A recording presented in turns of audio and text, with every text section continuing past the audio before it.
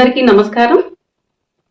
విద్య నేర్పిన గురుదేవులకు నమస్కరించుకుంటూ, జగద్గురువైన శ్రీకృష్ణ పరమాత్మకి నమస్కరించుకుంటూ ఈరోజు మనం భగవద్గీతని చదువుకోవడం జరుగుతున్నది. ఈరోజు సాంఖ్యయోగము ఇంతటితో కంప్లీట్ అయింది. సాంఖ్యయోగంలో కల్పిత శ్లోకాలు తీసివేసి స్వామివారు రాశారు. ఆ కల్పిత శ్లోకాలు కాకుండా తప్పు భావం రాసిన శ్లోకాలను కూడా స్వామివారు వివరంగా సరైన భావం, శ్రీకృష్ణుడి యొక్క నిజభావం తెలియజేశారు. ఇంతవరకు సాంఖ్యయోగం కంప్లీట్ అయింది. ఈరోజు మనం కర్మయోగం గురించి వివరించి తెలుసుకుందాం. కర్మయోగంలో మొదటి శ్లోకము అర్జునుడి ఇట్లని: జాయసి చేత్కర్మణస్తే మతాబుద్ధి జనార్దన తత్కిం కర్మణి గోరేమాం నియోజయసి కేశవ.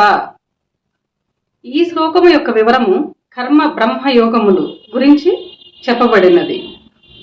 భావము: పాప పుణ్య కర్మలకు పనులు చేయుట కంటే బ్రహ్మయోగమే శ్రేష్టమైనదని నీ అభిప్రాయమైన భయంకరమగు కర్మలు కలుగు పనుల్నే చేయమని నన్ను ఎందుకు నియమించుచున్నావు అని అర్జునుల వారు సందేహం వచ్చి కృష్ణుణ్ణి అడిగారు.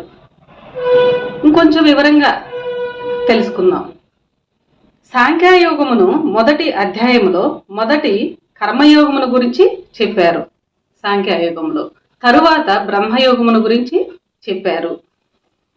మొదట కర్మయోగమును విన్న అర్జునుడు తర్వాత విన్న బ్రహ్మయోగమే బాగున్నదని అనుకున్నాడు.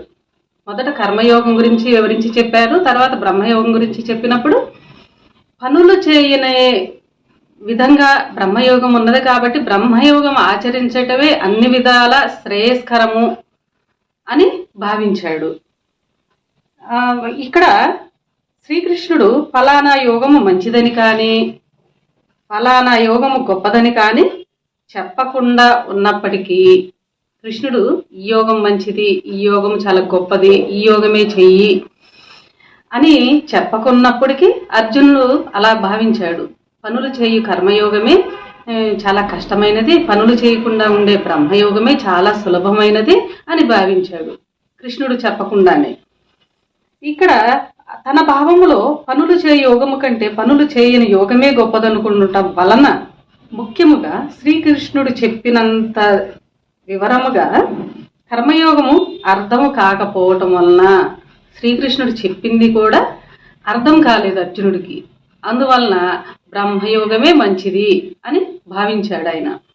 మరియు బ్రహ్మయోగమే బాగున్నది అనుకొనుట వలన ఏ పనులు చేయక ఊరకుండటమే మంచిది అయినప్పుడు పాపము సంభవించు యుద్ధమును చేయుటకు నన్ను ఎందుకు నియమించావు అని అన్నాడు.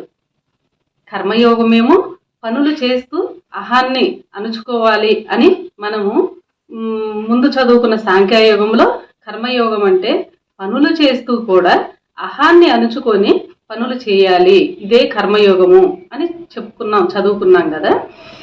ఏ పని చేయకుండా ఉండేదే బ్రహ్మయోగము.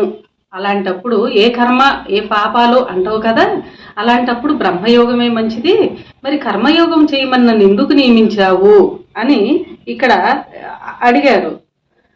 అర్జునుడికి కర్మయోగ విధానము అర్థం కాలేదని ఈ శ్లోకంలో మనకు అర్థమవుతుంది. కర్మయోగం గురించి బ్రహ్మయోగం గురించి శ్రీకృష్ణుడు వివరంగా చెప్పినప్పటికీ అర్జునుడికి అర్థం కాలేదు. అర్థమైతే ఇలా అడగడు కదా, మనకు కూడా సందేహం రావాలి.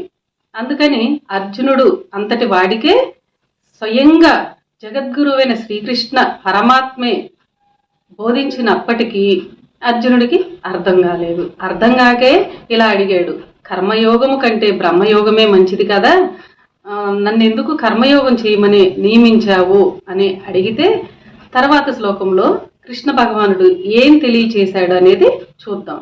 ఈ శ్లోకము ఇంతటితో ముగియబడింది. అందరికీ నమస్కారం.